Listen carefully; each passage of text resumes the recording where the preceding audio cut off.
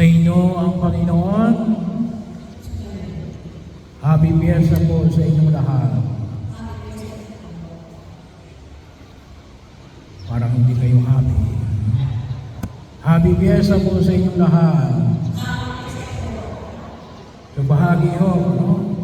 Nawa sa pagdiriwang na ito, sa dakilang kamistahan ng kapanganakan ng mahal na Birhen Maria, na kung tawagin natin sa parokyang ito ay Nuestra Señora de la Natividad, Nuestra Señora de la O, at marami pang mga tawag. So bahagi ho, nawa ay tayo ay magalak. Magalak. Bahagi ho, isa ho sa mga biyaya na nawa higit natin pakanabangan ni Alin, magalak tayo. Kaya nga anong sabi ni Maria, ang puso ko'y nagpupuri sa Diyos na aking tagapagligtas. Marami tayong ipagpapasalamat. Marami tayong ikapagpupuri. Marami tayong dapat na makita na mga pinagpapala ng Diyos sa atin. Pero higit sa lahat alin, yung pagliligtas ng Diyos sa atin. Na nawa, dala-dala ni Maria. Kaya bahagi yun, kaya siya napupuno ng kagalakan. Napupuno ng grasya ng Diyos. Kaya sulyado sa namin, aba, Ginoong Maria, napupuno ka ng grasya. Bakit si Maria napupuno ng grasya? Kasi bukas. Bahagi yun, kaya ito yung ebanghelyo natin ngayon, Epata, mabuksan ka. Ba't hindi ka napupuno? Nakasarado ka eh. Gusto ng Diyos na punuin ka, kailang nakasarado ka sa grasya ng Diyos. Kinakailangan, nakabukas ka sa grasya ng Diyos. Bahagi o, at isa o sa biyaya na nais natin makamit ngayong panahon ng kamistahan ito 2024 ay alin? Yung tema na nais natin higit na pakinabangan, sama-sama naglalakbay. Alam nyo, kuminsan sabi nga natin, napakahirap kasi yung idea ng sinodalidad. Kasi ng sinodalidad hindi lang sama-sama, sabay-sabay na naglalakbay. Walang pwedeng mauna, walang pwedeng mahuli. Kinakailangan ay sama-sama. Bahagi ho. Pagkakataon, kuminsan masabi nga natin na gusto natin lang uuna. Yung iba naman, dahil siguro sa pagod, gusto na lang nila sila yung mga nahuli. Yung paanyaya ngayon ng simbahan sa atin ay sama-sama, sabay-sabay na naglalakbay nang may pag-asa. Nawa palagi tayo napupuno ng pag-asa. Alam nyo, yung taong mga natutuwa, maliwanag yung pinupuno yun ng pag-asa.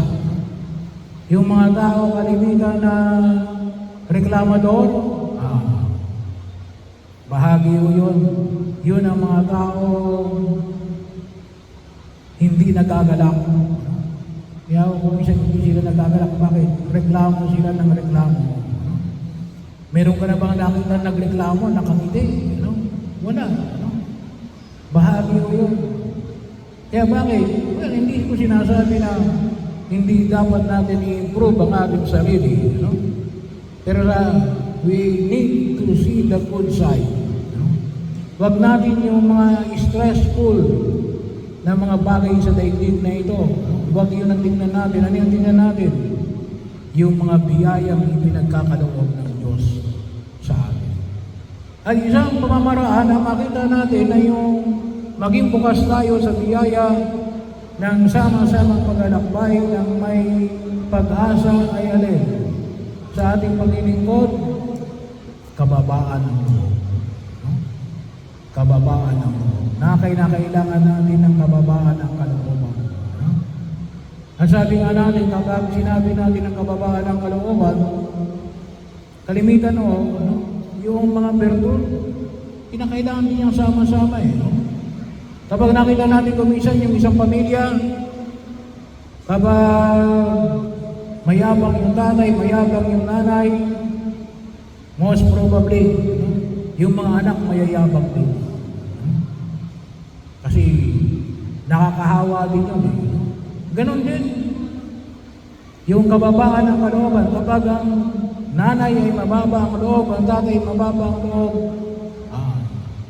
malaki yung probabilidad na yung anak ay kababaan din ng kalooban. Kaya si Maria, sa kanyang pagtugon, sa pamamagitan ng pangalaga ni na San Joaquin at Santa Ana, ay bahagi yun na kung saan ay alin, nagpapahayag na alin, na hinubog siya ng kababaan ng kalooban. Kaya alin, nakita niya, madali niyang makita yung pagkilos ng Diyos sa daigdig na ito. Kapag mayabang ka, ano yung palagi mo makikita? Ako, yung akin, yung lahat ng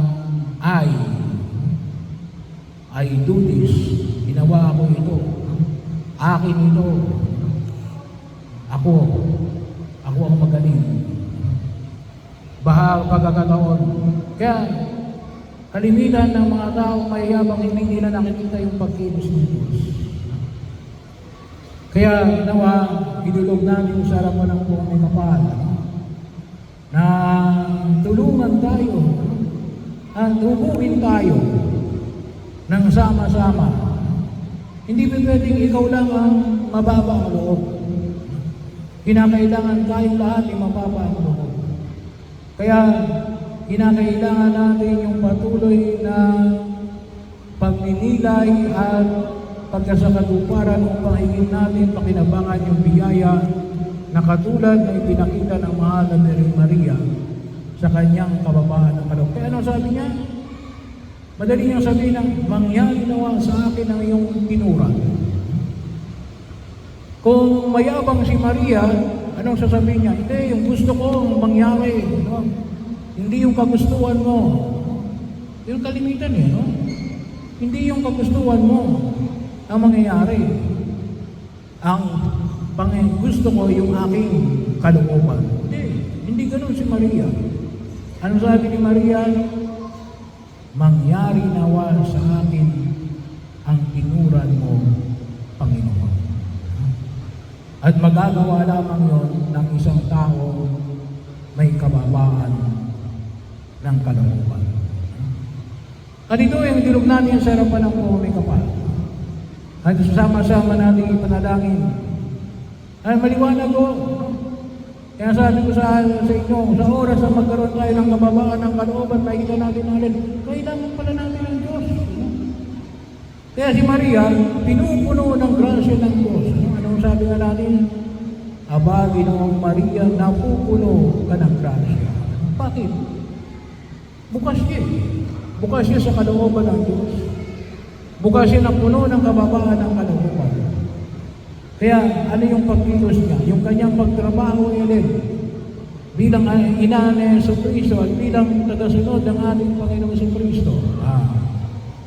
Bahagi yun na yung kanyang pagtugon sa panawagan na ito ay nagkaroon ng kaganapan.